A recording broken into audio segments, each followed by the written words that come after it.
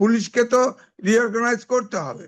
পুলিশকে হত্যা করেছেন, পুলিশকে আগুন দিয়ে পুড়িয়ে দিয়েছেন, পুলিশকে হত্যা করে উল্টা করে টানিয়ে রেখেছেন, যাত্রাবাড়ি ঘটেছে, এগুলোর বিচার হতে হবে তো। কিন্তু জামাত এবং এনসিপি ভাবছে এই বিচারটা আসলে তাদের ভিতরে, তাদেরকে এই বিচারে আনা হতে পারে, এই কারণে তাদের ভিতরে আতঙ্ক শুরু হয়ে গেছে এবং এটার বিরোধিতা করছে। যুক্তরাষ্ট্র, আপনি জানেন তো, এই বর্তমান প্রধানমন্ত্রীকে আপনার কংগ্রেচুলেট করতে একটা স্টেটমেন্ট করছিল, সেখানে কিন্তু বলছে যে তারা বলছে যে তাদের সাথে আপনার যত চুক্তি টুক্তি এগুলো বাস্তবায়ন করতে হবে এবং আরো কিছু শর্ত দিচ্ছে। সুতরাং এটা তো বোঝাই যাচ্ছে এখন যুক্তরাষ্ট্রকে চ্যালেঞ্জ করা তো খুব কঠিন, যে গোপন চুক্তি করে ফাঁসায় দিয়ে গেছে অন্তর্বর্তীকালীন সরকার। সুতরাং আমার কথা, তাদের শাস্তি করতে হবে। গোপন চুক্তি করেছে, আপনার এই চুক্তিটা বাতিল করতে হবে। চুক্তিটা আমাদের পক্ষে নয়। আপনি কি বলতে পারেন যে জামাত বা এনসিপির পক্ষ থেকে এই চুক্তির ব্যাপারে কোনো কথা বলা হয়েছে? আমন্ত্রণ জানাচ্ছি প্রিয় দর্শক, মানচিত্রের নিয়মিত আয়োজন কথোপকথনে আমাদের সঙ্গে যুক্ত রয়েছেন সিনিয়র সাংবাদিক, দ্য ফিনান্সিয়াল পোস্টের উপদেষ্টা সম্পাদক এবং অবশ্যই যিনি নিজেও একজন মুক্তিযোদ্ধা, সিনিয়র সাংবাদিক এম এ আজিজ। সাংবাদিক এম এ আজিজ, আপনাকে স্বাগত জানাচ্ছি এবং আজকের এই দিনটিতে অবশ্যই আপনার প্রতি বিশেষ শ্রদ্ধা। আপনার কাছ থেকে প্রথমে একটু জানতে চাচ্ছিলাম যে পুলিশ হত্যার তদন্ত নিয়ে যা কিছু ঘটছে, এক ধরনের হুঙ্কার ছাড়া হচ্ছে বিএনপির প্রতি জামাত এবং এনসিপির মাধ্যমে তারা রাজপথে নামার হুঁশিয়ারি দিচ্ছে। আসলে সমস্যাটি কোথায়? তার মানে এটি দ্বারা তারা কি মিন করতে চাইছে, আমরাও কি ধরে নেব? ধন্যবাদ আপনাকে। দেখেন, মুক্তিযুদ্ধের সময় 19 মুক্তিযুদ্ধের সময়ও কিন্তু দেশ স্বাধীন হলো। স্বাধীন হওয়ার পরে 72 সাল পর্যন্ত দেখা গেল মুক্তিযোদ্ধাদেরকে নানাভাবে হ্যারাস করতে শুরু করা গেল স্বাধীনতা শত্রুরা। আপনি দেখেন, আমাকেও বহুবার থানায় ধরে ধরে নিয়ে যাওয়া হয়েছে, আমার বাবা ছাড়িয়ে আনেছে। তো তখন 1972 সালে একটা ইন্ডিমিউনিটি অধ্যাদেশ জারি করা হলো যে মুক্তিযুদ্ধের সময় যারা মুক্তিযোদ্ধা ছিল তাদেরকে কোনো দায় মুক্তি দেওয়া হলো। সেটাকে অনুসরণ করেই আপনার এই সরকার, অর্থাৎ অন্তর্বর্তীকালীন সরকার, আপনার জুলাই এবং অগস্টের অভ্যুত্থানে পুরো 2টা মাস কিন্তু দায় মুক্তি দেওয়া হলো। এখন প্রশ্ন হচ্ছে যে মুক্তিযুদ্ধের সময়ে ঠিক 72 সালে এসে, 71 সালে মুক্তিযুদ্ধ হলো, 72 সালে এসে দায় মুক্তি দেওয়া হলো। আর এরা দায় মুক্তি দিল জুলাই এবং অগাস্ট। আপনার 5 তারিখে অভ্যুত্থানে পট পরিবর্তন হলো, অভ্যুত্থানে তখন ফ্যাসিস্ট সরকার পালিয়ে গেল। তারপরে আপনি খেয়াল করে দেখেন, 5 তারিখের পরে আপনার সবগুলো প্রায় 60% থানা জ্বালিয়ে দেওয়া হলো, পুলিশ হত্যা করা হলো, অনেক দিন অনেক রকম স্থাপনা জ্বালিয়ে দেওয়া হলো, ফ্রান্স থেকে উস্কানি দেওয়া হলো এবং বুলডোজার দিয়ে অনেক সরকারি স্থাপনা, ধরেন 32 নম্বরে যে বাড়ি ভাঙে দেওয়া হলো, বলা হলো ফ্যাসিস্টের আতুর ঘর। আসলে সেটা তো একটা ট্রাস্ট ছিল, এটা তো সরকারি প্রপার্টি ছিল। সব ভেঙে চুরে হেরে উঠাও, দখল ও দখল ইত্যাদি ইত্যাদি। সুতরাং আমার বক্তব্য হচ্ছে যে 5 তারিখের পরে বিএনপির তরফ থেকে বলা হয়েছে যে 5 তারিখের পরে যে পুলিশ হত্যা হয়েছে তাদের বিচার হবে। তা আপনি ফৌজদারি অপরাধ, 5 তারিখে অভ্যুত্থান ঘটে গেছে, তারপরে যে হত্যাযজ্ঞ চালিয়েছেন, ফৌজদারি অপরাধ যে যারা সংগঠিত করেছে তাদের বিচার হবে না? যদি আইনের শাসন আনতে চান, ফিরে আনতে চান, আইনের শাসন আনতে চান, যেমন মব সন্ত্রাস বন্ধ করতে হবে, তেমনি আপনার তাদের তো বিচার করতে হবে। বিচার না করলে তো দেখা গেল আপনাকে আমি হত্যা করে ফেললাম, আমাকে আপনি হত্যা করলেন, এটার বিচার হবে না। যে আমরা টকশো করি সুতরাং আমি হত্যা করার অধিকার আছে, এগুলো করলে তো হবে না।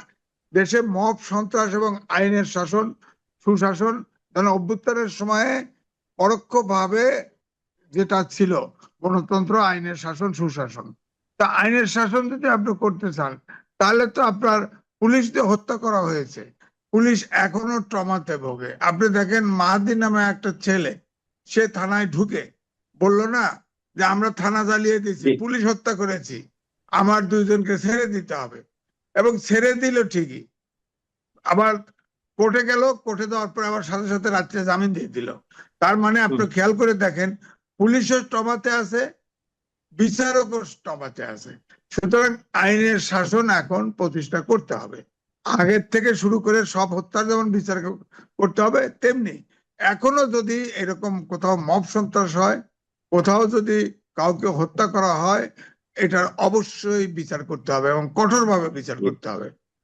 আমি জানতে চাইছিলাম যে কেন পুলিশ হত্যার বিষয়ে আপনি একটু ৭১ উদাহরণ দিচ্ছিলেন, কিন্তু ৭১-এর সঙ্গে আমাদেরকে তুলনা করতে হবে কেন ২৪ আন্দোলনকে? ২৪ আন্দোলনের গুরুত্ব রয়েছে, সব ঠিক আছে, কিন্তু আমরা কি কোনো অবস্থাতে ৭১-এর সঙ্গে তুলনা করতে পারি?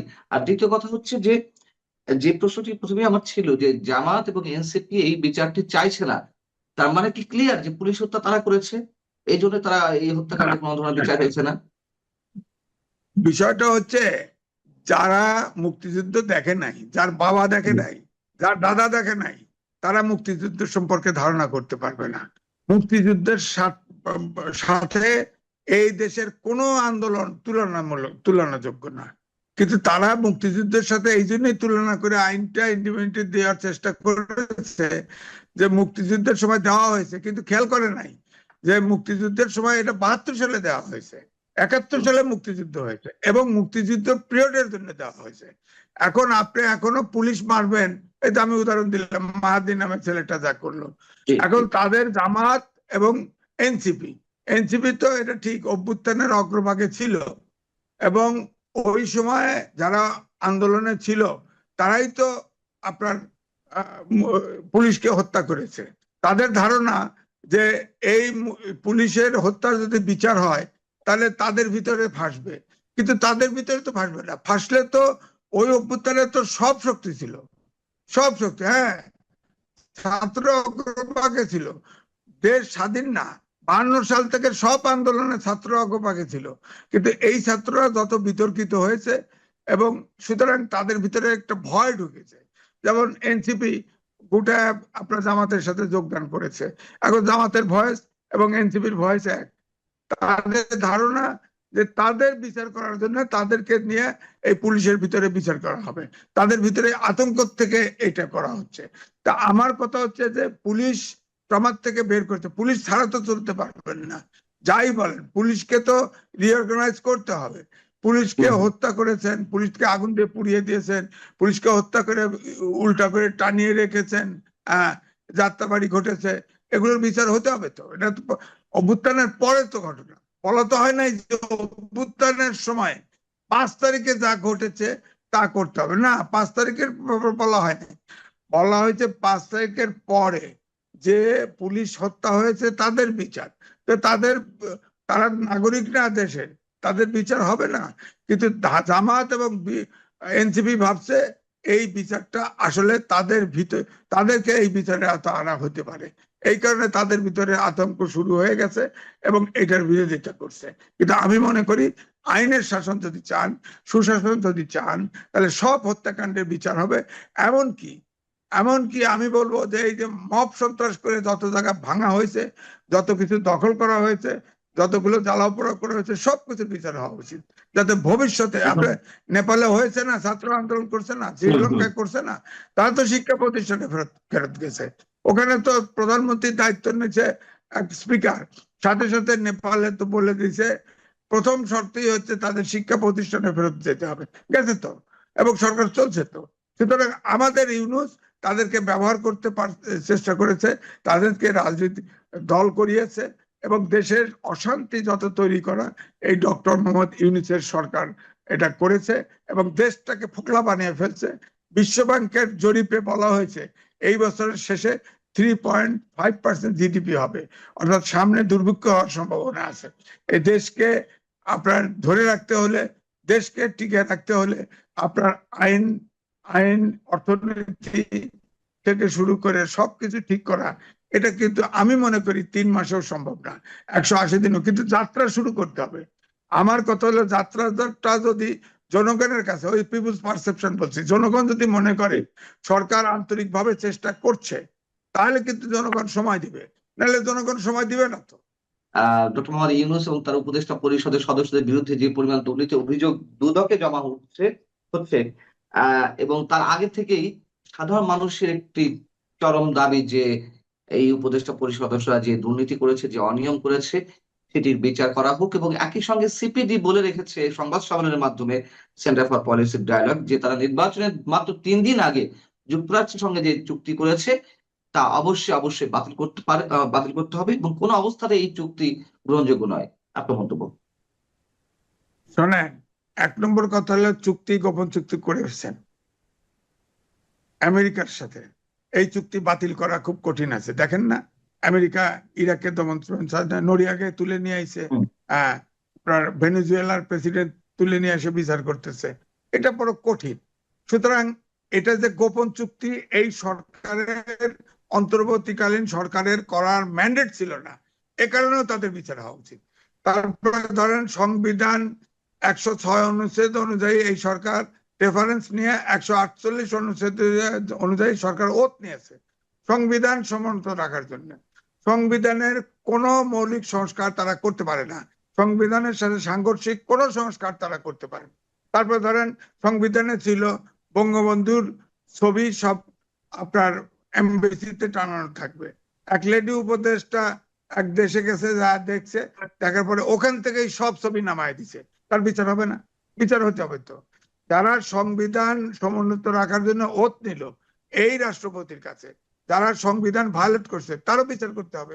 আপনি দেখেন ডক্টর মোহাম্মদ ইউনূস, এই যে রাষ্ট্রপতি সাক্ষাৎ দিয়েছে, 18 মাস ক্ষমতায় থেকেছে, একদিন সাংবিধানিক বাধ্যবাধকতা থাকা সত্ত্বেও একদিন রাষ্ট্রপতির সাথে দেখা করে নাই, এই চুক্তি সম্পর্কে ব্রিফ করে নাই, বিদেশে কি করে আসলো না আসলো ব্রিফ করে নাই। এগুলো তো সাংবিধানিক বাধ্যবাধকতা, উনি জান নাই। উনি ওনার দেখেন, উনি ওনার নামে, গ্রামীণ ব্যাংকের নামে, গ্রামীণ ফোনের নামে দুনিয়ার প্রতিষ্ঠান, আপনি উত্তরা যান, বিয়ে বাড়ির অর্ধেক টাকা দখল করছে সে, অর্ধেক টাকা। টাকা পয়সা কোত্থেকে আসে? ট্রাস্ট করছে ওনার ইয়াতে, কি, তার ব্যাংকের নামে, ওখানে ট্রাস্টটা করছে তার পারিবারিক নামে। টাকা আসলো কোত্থেকে? সুতরাং আমার কথা হচ্ছে যে তার তো বিচার হতে হবে। তারা যদি লুট করে থাকে তারা ঠিক আছে, অভ্যুত্থানের সময় তাদেরকে আনা হয়েছে, তারা সরকার পরিচালনা করছে, কিন্তু তারা যে যে জায়গায় সংবিধান ভায়োলেট করছে, যে যে জায়গায় প্রশ্ন আছে, যে টাকা লুট করেছে, যে দুদুকে অন্তত পক্ষে, দুদুকে তো আপনি আমি অভিযোগ দিতে যাচ্ছি না, দুদক তো দিচ্ছে, যাদের প্রমাণ সহ দুদুকে অভিযোগ দিচ্ছে, তো দুদক তদন্ত করুক। তারা যদি ক্রাইম করে থাকে তাদের বিচার হোক, এবং বিচার তো এমনিতে জনশ্রুতি আছে। আমার প্রশ্ন হচ্ছে যে, আমরা তো এই যে বলছেন যে যুক্তরাষ্ট্রের সঙ্গে যে চুক্তিটি করেছে অন্তর্বর্তী সরকার ডক্টর ইউনূসের নেতৃত্বে, তো সেই চুক্তি বাতিল করা খুব কঠিন হতে পারে। আর যদি কঠিন হয়ে থাকে তাহলে কি বিএনপি কোন রকম ভাবে চাপে পড়তে যাচ্ছে যুক্তরাষ্ট্রের মাধ্যমে, অর্থনৈতিক ভাবে হোক বা রাজনৈতিক ভাবে হোক? দেখেন, যুক্তরাষ্ট্র, আপনি জানেন তো, এই বর্তমান প্রধানমন্ত্রীকে আপনার কংগ্রেচুলেট করতে একটা স্টেটমেন্ট করছিল, সেখানে কিন্তু বলছে যে, তারা বলছে যে তাদের সাথে আপনার যত চুক্তি টুক্তি এগুলো বাস্তবায়ন করতে হবে, এবং আরো কিছু শর্ত দিচ্ছে। সুতরাং এটা তো বোঝাই যাচ্ছে। এখন যুক্তরাষ্ট্রকে চ্যালেঞ্জ করা তো খুব কঠিন, যে গোপন চুক্তি করে ফাঁসায় দিয়ে গেছে অন্তর্বর্তীকালীন সরকার। সুতরাং আমার কথা, তাদের শাস্তি করতে হবে। আর আপনি যেটা বলছেন যে এই সরকার চালাতে পারবে কিনা, দেখেন, আমরা 54-55 বছর দেশ স্বাধীন হয়েছে, এ পর্যন্ত কিন্তু আমরা জাতি গঠন করতে পারিনি।